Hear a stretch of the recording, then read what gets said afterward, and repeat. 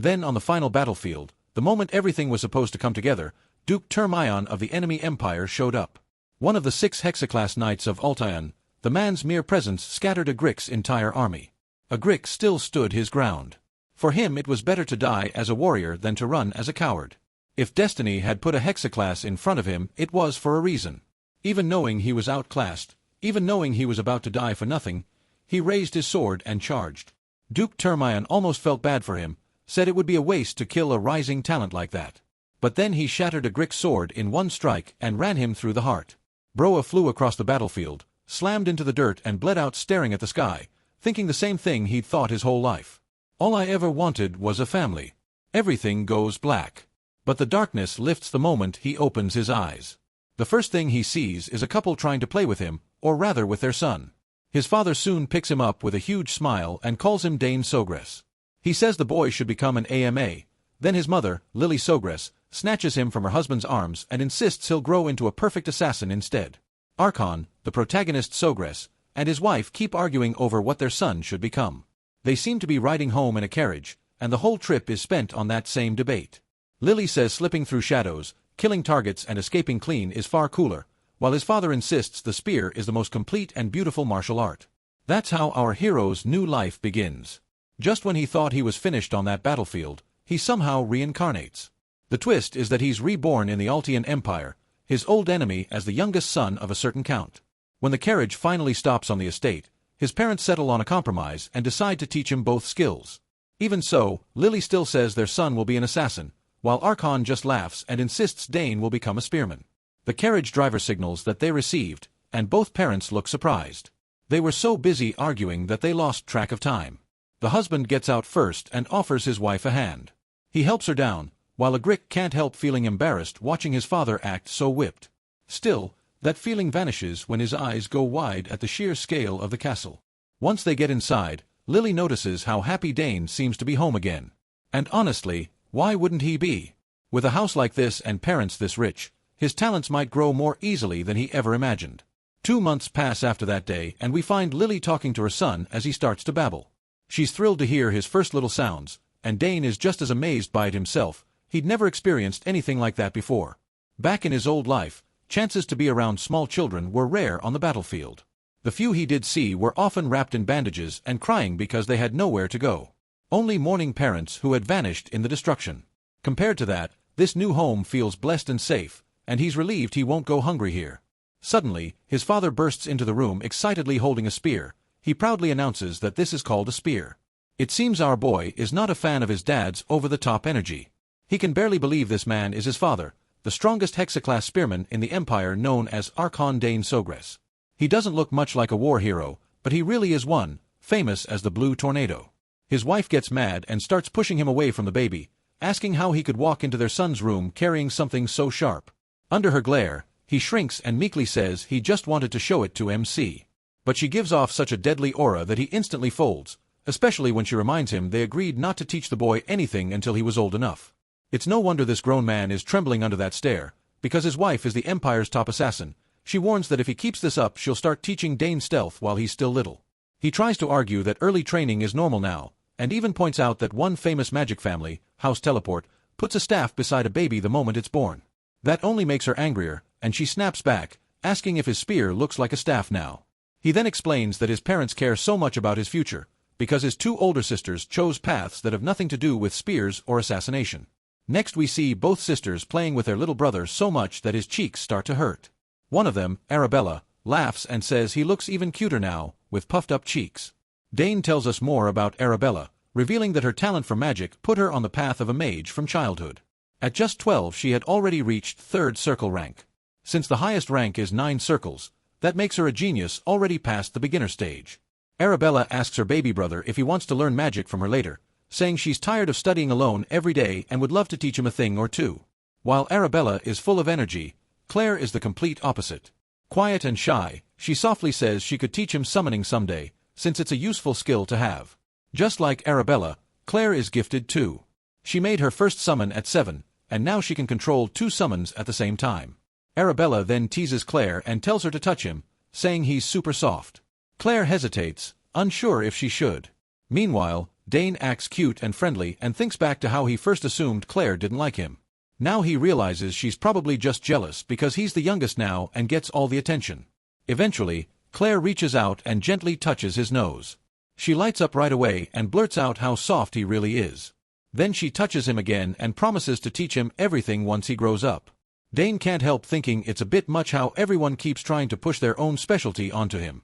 His father is a 6th-class spearman. His mother is a gifted assassin, even if retired, and his oldest sister is a magic genius. Then there's Claire, who's also a genius summoner. The house of Count Zogras is the perfect noble family, the kind of home he always dreamed of. He starts to wonder if there's even any point in chasing revenge in this new life. Sure, his death was tragic, but that was a battlefield. It almost feels silly to want revenge on someone who beat him fairly. The whole family gathers in the hall, arguing warmly over which path would suit Dane best. Watching this loving scene fills him with warmth. That makes the protagonist smile. This is the kind of family he always wanted, and he's glad he was born here. But then things start getting out of hand and everyone begins arguing with each other. Now he's not so sure this really counts as a peaceful family. Next we learn about a special tradition in House Zogras, the choosing ceremony. When a child in the family turns 1, several objects are placed on a table in front of them, and people try to guess the child's future from whatever they pick. Since Dane just turned 1 today, it's his turn to choose a class. The guests whisper about how his sisters became a mage and a summoner, and wonder what young Master MC will pick. So everyone heads to the ceremony hall to find out. Once the guests gather in the hall, Dane is seated near 4 items, each tied to a different class. As the crowd gathers around the table, his mother tells him to simply choose what he likes. Even so, he has no clue what to pick. He glances at his father, who clearly wants him to choose the spear. He's already imagining the protagonist being drawn to the dragon tail spearhead.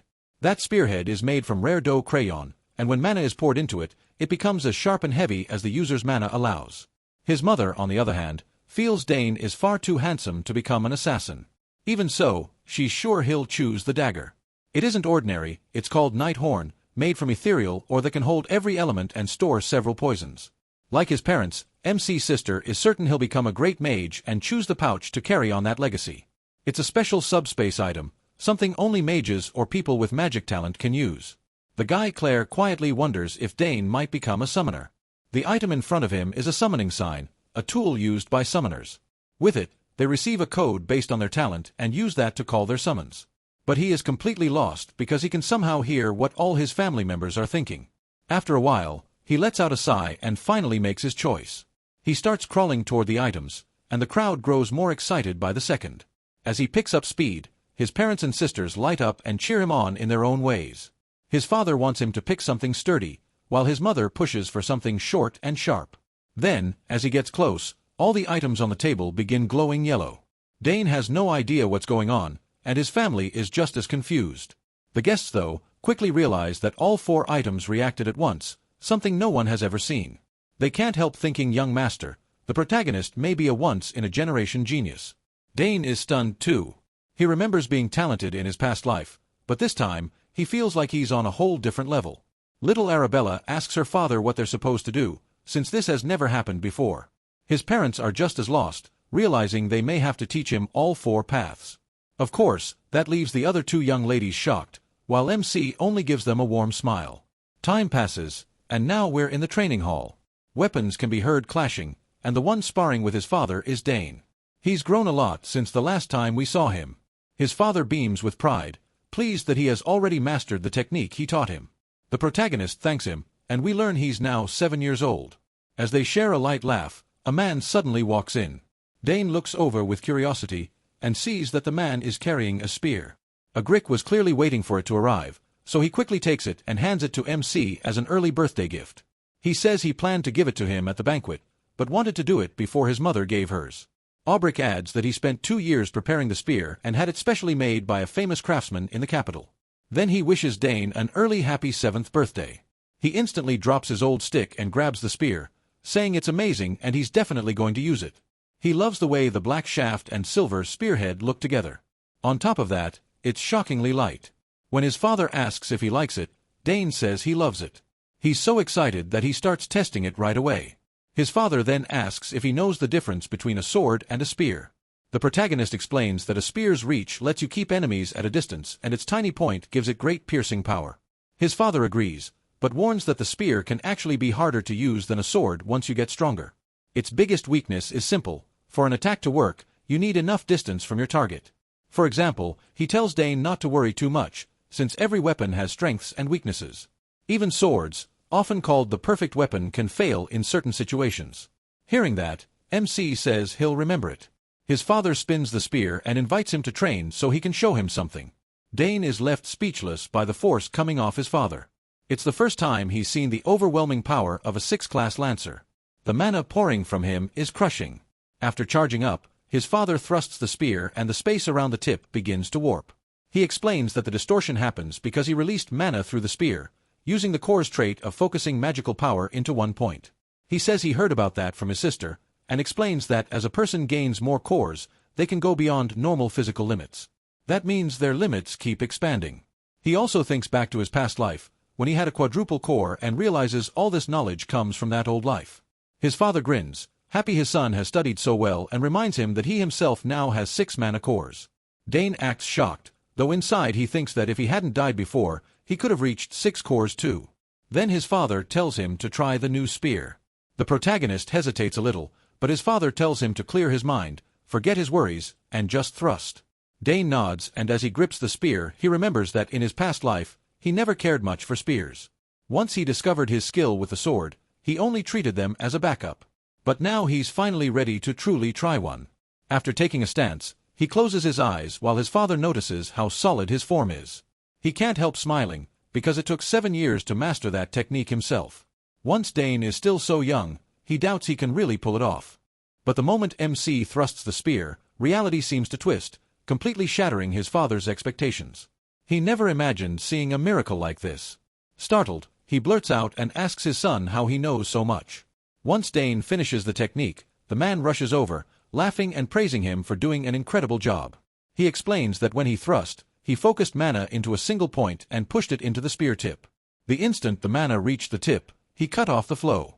His father goes wild hearing that and asks if he formed a mana core. The protagonist says yes, claiming he tried it after reading a book on mana core creation and luckily succeeded. Of course, that part is a lie. The truth is, he formed it while practicing mana breathing.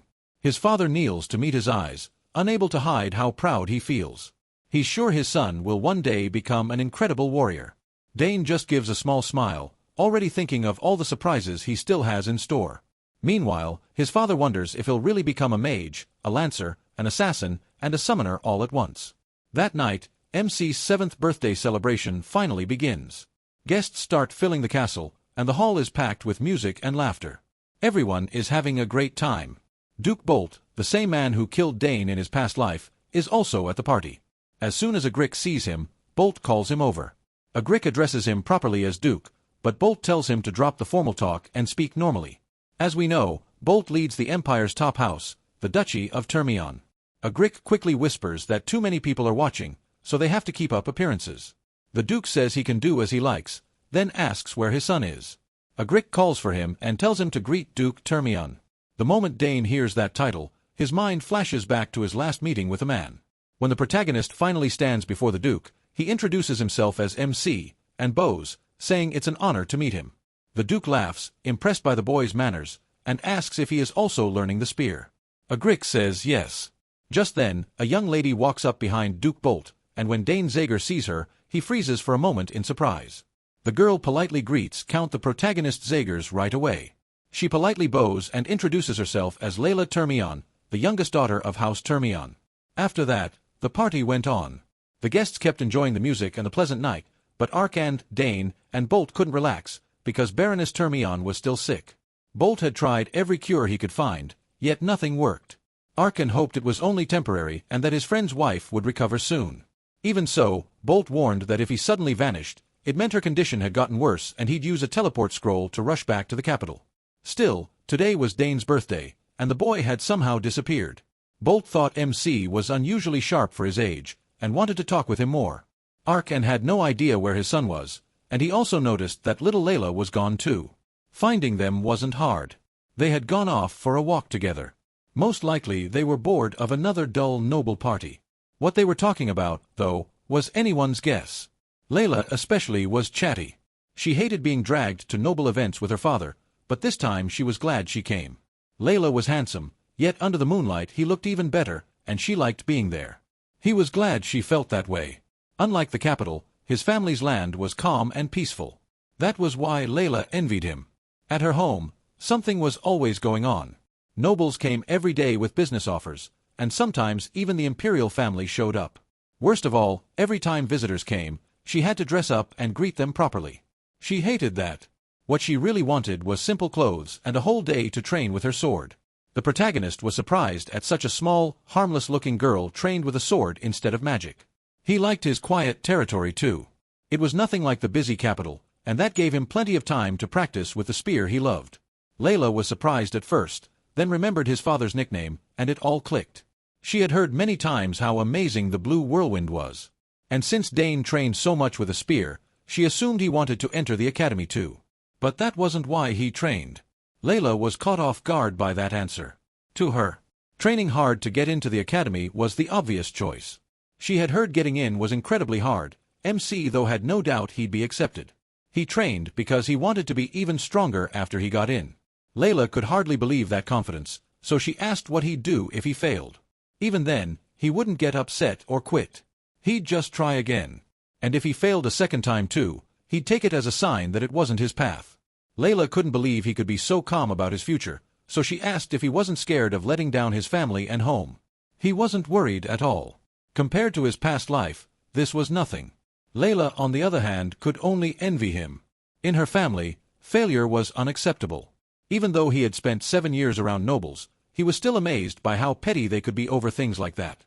As for Layla, he had no doubt she would do well. When she heard him encourage her, she lit up and quickly offered to show him her sword skills. The protagonist was a little surprised by her excitement. But once Layla got a chance to practice with a sword, there was no stopping her.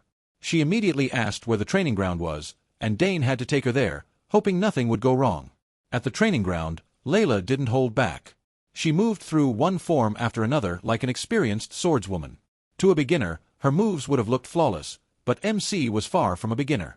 Watching closely, he had to admit her shifts from attack to defense and back were smooth and her timing was excellent. Still there was one problem. After a while, her rhythm broke and she lost some of that smooth flow. Breathing hard after finishing, a pleased Layla asked what he thought. At first, Dane wasn't fully honest and told her she looked amazing and that he enjoyed watching. Layla was clearly happy to hear that, but he decided to tell her the truth. He could see room for improvement. After the third form, for example, she was taking an extra half step she didn't need, and the same thing happened in the next forms. Those repeated half steps made the later sword forms slip slightly out of line. That criticism left Layla speechless. She even looked close to tears, and Dane started thinking he had been too blunt. He began to apologize, saying maybe he was wrong, since it had been a long time since he'd watched a true swordsman train, but he worried for nothing. Layla quickly pulled herself together and gripped her sword more firmly. Now she understood her mistake. She started the training forms again, and this time, they were nearly perfect. The protagonist's advice had been exactly what she was missing. Her joy and gratitude overflowed, and she even hugged Dane. He tried to pull away, but it didn't work very well.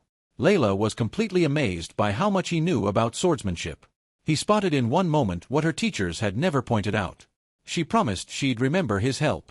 Eventually, she let him go after nearly crushing him in the process. Then she almost nicked him with her sword. That little lady seriously needed to learn some order. MC was caught off guard by the sudden hug, though he couldn't say he disliked it. Of course, their quiet moment didn't last long. Servants were already shouting and searching for them everywhere. They had taken enough of a break from the banquet, so they hurried back before they were discovered at the training ground. When they returned, Dane became the center of attention as his parents formally congratulated him on his birthday and on discovering his first manticore, and of course, it gave him a gift, a brooch with the family crest, like the ones his older sisters had. His mother told him to treasure it, because from now on the brooch would be proof of his status and honor. After his parents finished, the other guests joined in too. He had now truly earned the name he, and no one there doubted he would grow into a fine man like his father. The protagonist's parents were overjoyed, and so was he. In both his lives, this was the first time he had received such warm congratulations from so many people. Then the whole hall suddenly shook. Guests started shouting, trying to figure out what was happening. An earthquake or an enemy attack? MC got worried too, but his father quickly calmed him and said there was no reason to be afraid. Arkan knew exactly what was going on. He had hoped for a peaceful day, but apparently his daughter hadn't listened. Dane had no idea. Then sparks flashed near the ceiling of the hall, and a portal opened above the frightened guests in an instant. The guests were stunned when a small figure flew out of that portal, defying all common sense, and landed without any trouble. It was Dane's older sister Arabella, and in her opinion she wasn't late at all. The guests still couldn't close their mouths. A young lady using teleportation magic was shocking enough. Normally, even opening a small portal required reaching at least 5 chains. He wasn't impressed by her power. He was annoyed by how loud and dramatic she was. But once the guests barely settled down, an enormous monster appeared in the sky. A huge wyvern with a rider on its back. This time, Lady Claire was the one who scared everyone. She was in a bad mood though. She had been just one step too late to beat her sister. As soon as she arrived, people started whispering that they had heard she was a gifted summoner, but no one expected her to control a wyvern at only 16 years old. At last they were home again, and together they stood before their parents and brother to wish their favorite little brother a happy birthday. After those flashy entrances, the protagonist's sisters quickly shoved their gifts into his hands while wishing their little brother a happy birthday. He thanked Arabella and Claire for coming home. Even with their studies keeping them busy, both girls were excited to watch him open the presents. Duke Arkan was almost in tears over how special his son was being treated. On his own birthday, his daughters had only sent him a letter. Dane opened the box Arabella gave him, and inside was a ring that worked as a handy dimensional bag. She had designed the artifact herself. The subspace magic used to make it belong to a very high level, and Arabella's famous teacher had placed it into the ring. Everyone knew how hard it was to put subspace magic into any item. Arabella took the ring and warmly held her brother's hand to put it on. She must have spent a long time designing an artifact strong enough to hold an entire subspace. She had also tied the ring to MC's mana signature, so no one else could use it. It was made only for her little brother, a truly unique item.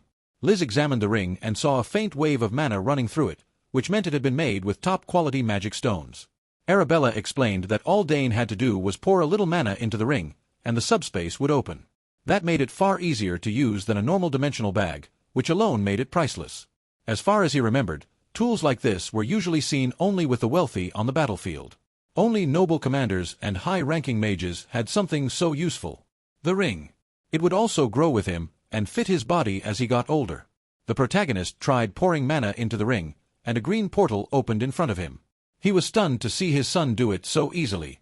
It looked effortless. Claire, Duke Baltermian, and Layla were all amazed by that bright burst of magic. Dane opened the subspace even faster than Arabella had years ago. There was no doubt now he was a genius. It would be a huge breakthrough if he could grow both a mana core and a mage circle at the same time. After the magic display, Claire walked over and handed her little brother her gift. MC opened it slowly, thanking her with real warmth.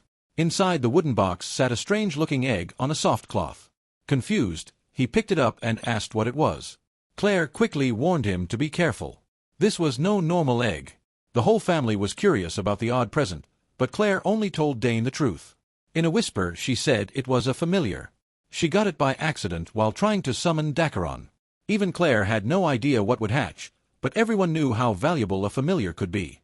He tried to picture what might come out of that weird egg. He had heard of familiars before. Unlike summons, they were something else entirely. Once called forth, a familiar could stay in the real world for good. Claire told him to keep the egg secret until it finally hatched, and he promised he would. All that whispering annoyed Arabella, who felt left out. Claire also told Dane to feed the egg his mana twice a day, once in the morning and once at night, so it would accept him as its master. Lily was just happy her little boy was getting such amazing gifts. It showed how much her children cared about each other. Once the gifts were done, Duke Arkan cleared his throat and reminded his daughters to at least greet their parents. They had shown up after saying they might not make it, and still hadn't properly said hello. After making their mistake, the girls awkwardly greeted their father. Duke Arkan was soft when it came to his daughters, so he didn't mind much. He was simply glad to see them again. Since leaving to follow their careers, they rarely came home, so he was happy they looked well.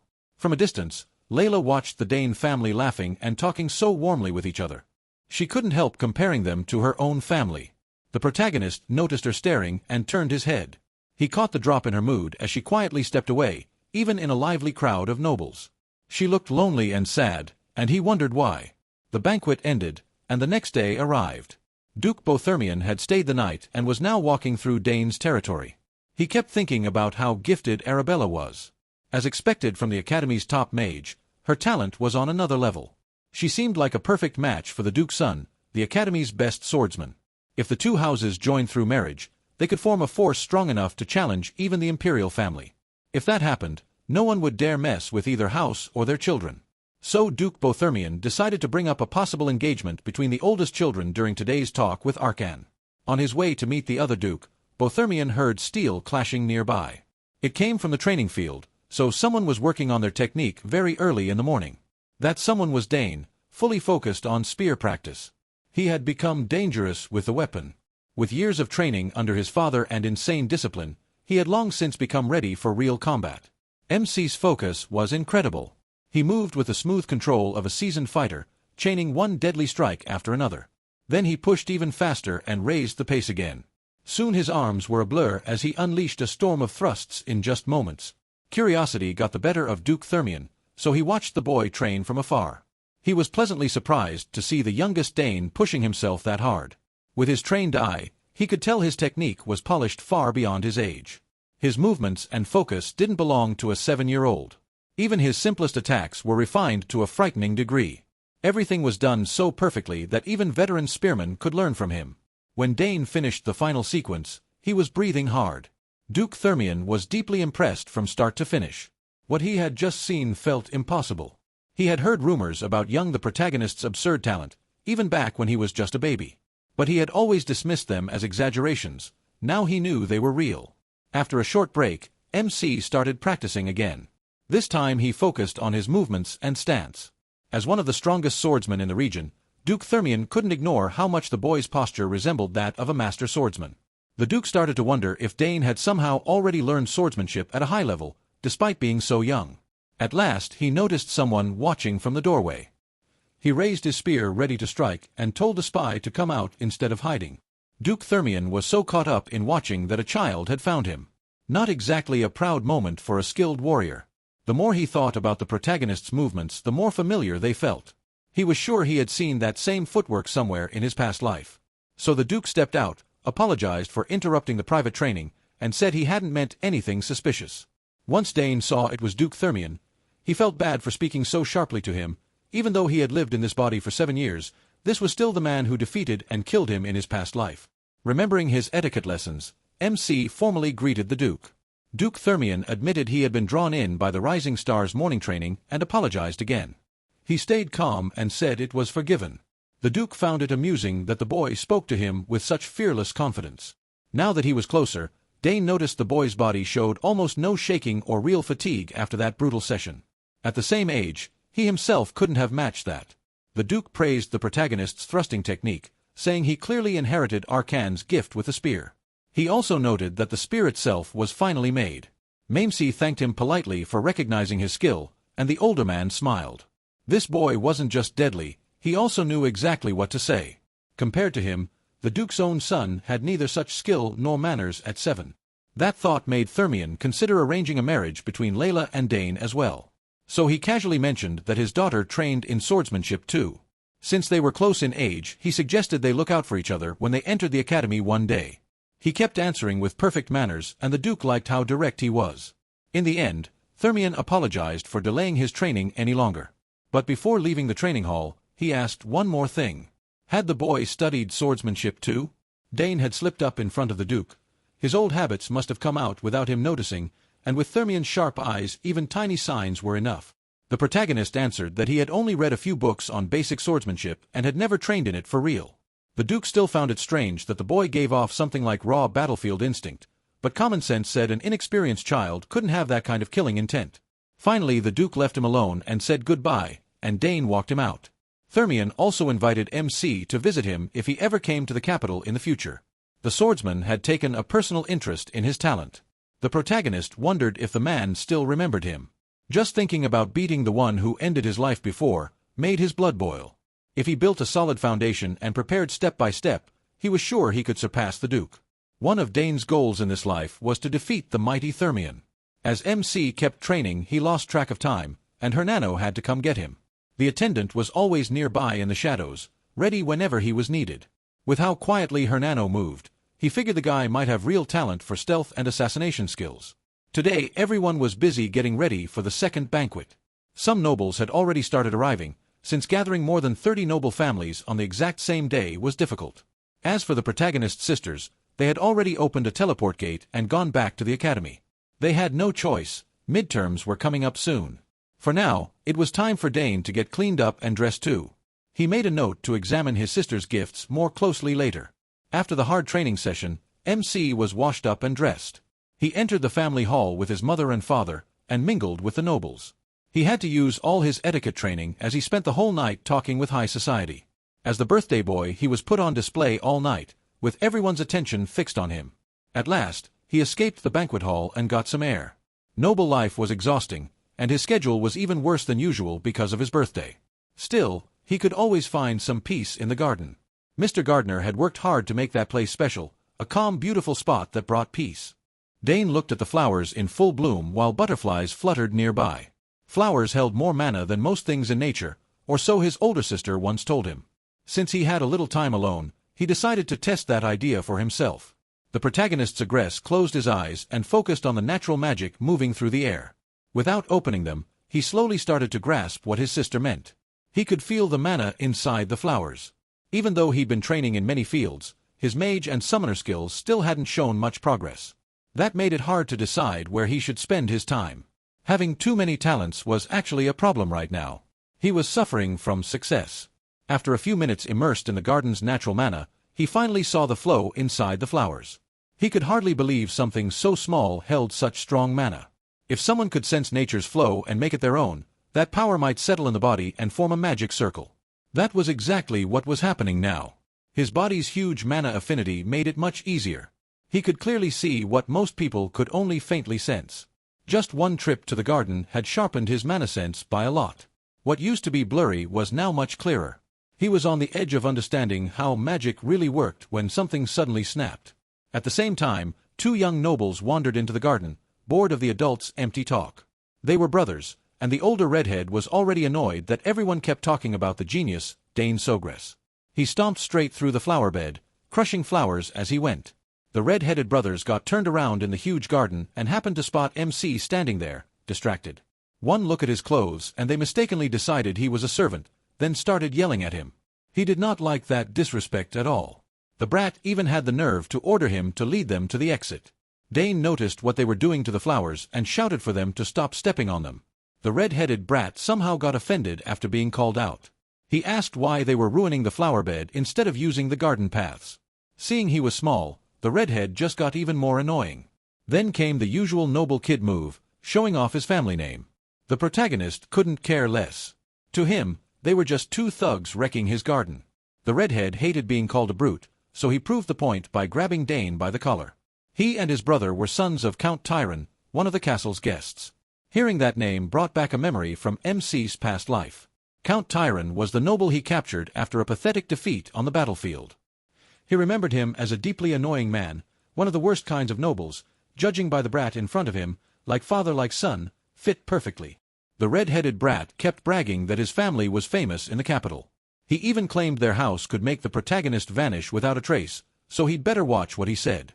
Dane had met plenty of idiots like this before. He knew words would never get through that thick skull full of air. The boy raised his fist and swung at him, still thinking he was only beating up a mere servant. Dane wasn't going to allow that. He slammed his forehead right into the brat's nose with full force. It was a brutal hit that nearly crushed it. The younger brother called out in panic to his older brother. He checked on the redhead, who had dropped to the ground from the blow. When the boy wiped his nose and saw blood, he started freaking out like he'd never bled before. The moment he saw the blood on his hand, his rage exploded, and he threatened to kill MC. Dane found that funny and calmly told him to try. The redhead wanted blood for blood. His little brother had enough sense to stop him. But the older one was far too proud to listen. He threw a punch and he calmly dodged by hopping back. The gap between them was huge. The amateur couldn't touch him at all. As Dane let him wear himself out, he noticed the boy's footwork was sloppy, like he'd never held a weapon in his life. That made him think the brat might be a mage or a summoner. The punches kept coming, but not one got close to landing on the protagonist, Sogress. Blood still ran from the redhead's nose as his patience ran out. MC kept toying with him through pure movement, and then an idea hit him. Maybe he could use the magic flow he sensed from the flowers and force his will into it. If that worked, he should be able to compress that power into a physical form. This was as good a chance as any to test it in a real fight. The younger brother watched from the side with his mouth hanging open. Dane Sogress planted his feet and gathered magic into his hands. He imagined a sphere of pure mana and fired it at the boy's stomach. The blast was strong enough to throw the redhead painfully onto the grass, tearing up the ground on the way. He screamed in pain, his body and pride both wrecked. The little brother rushed over to check on his defeated brother in the flower bed. Dane Sogress was honestly more worried about the ruined flowers than the brat's condition. But the red-headed fool was stubborn. He still got back up. After seeing him use magic, he demanded to know who he was. The younger brother kept trying to stop him, but pride mattered more to him than any consequences. Then the brat drew on the mana in his body and began opening a sinister-looking portal. The protagonist Sogress was surprised to see something so familiar. This was summoner magic. Mana spun and thickened until a translucent wolf started to descend to the ground. It looked bloodthirsty, bearing sharp fangs as it growled. The redhead laughed wildly and called the beast Jempu. Then he finally gave his name, Digron Tyren, and said Dane was about to learn what happened when he messed with someone like him. MC Sogress heard the brat order the wolf to tear him apart, but he wasn't impressed by such a simple summon. He was used to seeing Claire call out terrifying beasts like Ivan. Digron stayed back while Jempu charged at the motionless him. Dane only looked the wolf in the eyes and didn't move. Jempu must have sensed that attacking him would end badly, so the wolf turned right around, its aura changed at once. Like all hostility toward the protagonist Sogress had completely vanished. The Tyren brothers were stunned. Digron's pride and joy had apparently turned against him. Now the big wolf was acting downright submissive to MC. Digron screamed for it to rip out his throat, but the beast ignored him. Instead, the big pup happily wagged its tail at the protagonist. Sensing no ill intent, the protagonist gently petted the good boy, even he had no idea how this happened. Thinking about it, Claire's summons had always liked him too, even Wyvern played with him sometimes. Back then, he figured it was just because they were family, but now there was no blood tie at all, and this summon was still friendly. That could mean he had an unusually high affinity with summoned creatures, or maybe Jempu's opinion of his awful summoner had hit rock bottom. Digron couldn't understand any of it. He had never heard of a summon betraying its master. Dane Sogress was winning on every front and kept taunting Digron to come at him himself. The younger brother was practically begging him to stop embarrassing himself and accept the loss, but Digron still wanted to fight. The little brother desperately needed this mess to end. Caught up in his brother's stupidity, the poor kid had wet himself in fear. He started crying, and DG called him embarrassing. Dane Sogress only made it worse by pointing out there was a bath in the castle basement. DG Crone used his younger brother's accident as an excuse to retreat. As if he hadn't embarrassed himself enough, he ordered MC to stay in the garden. He just looked at the pathetic loser in disgust. DG Crone didn't even take his summon with him. So the protagonist stayed in the garden and kept testing his new understanding of mana. He tried a trick Claire had taught him before. He found what was left of the weak bond between that brat DG Crone and Jempu, cut it and carefully rewrote it with his own magic. Just like that, he and the wolf became connected. Without using a proper summoning ritual, he pulled it off through nothing but his high affinity with summoned beasts.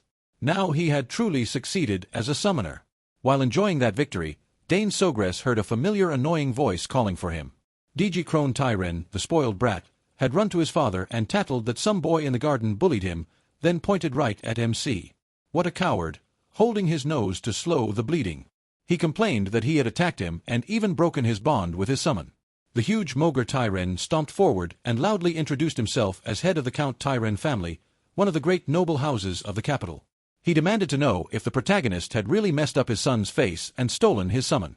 He wasn't the type to back down from a pig, so he stood firm and admitted what he'd done. He also noticed Mogre Tyren was much fatter now than when he had captured the man in his past life. Peace had clearly treated him well, even if he'd been useless on the battlefield. Mogre kept throwing his weight around, saying he couldn't let this pass. Anyone who touched his sons was not something he could ignore. He kept pressing MC with demanding questions, and finally told the boy to state his name. Our boy lifted his head proudly and formally introduced himself as him Sogress. The protagonist Sogress, the youngest son of Ark and the protagonist Sogress, Lord of the South and head of the protagonist Sogress family. The boy says, he gives them a full royal-style introduction, and it leaves both father and son stunned. Without realizing it, they had insulted the birthday boy. They had picked a fight with a famous rising star of the south. The rude pair is clearly shaken by this sudden meeting with the youngest son of House Dane Sogress. Thinking about great noble houses, he remembers how Agra captured him in the war, and how he did nothing important after that, making the other nobles laugh at him.